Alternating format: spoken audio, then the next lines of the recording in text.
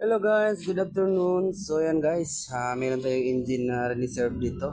Dalawang 6M70 ito. Isa, ito dalawa. So kukunin na yan ng buyer. So yan, kukunin na din to ng buyer guys. Yung mini dam at saka ito. So yung makina niyan, Force G1. Good. At ito Force G1. So another container naman guys yung dumating. Yan. So pangatlong container pa na tong dumating this week. So ayan, pakbaka naman sa Lunes na to namin i-unloading yung laman nito.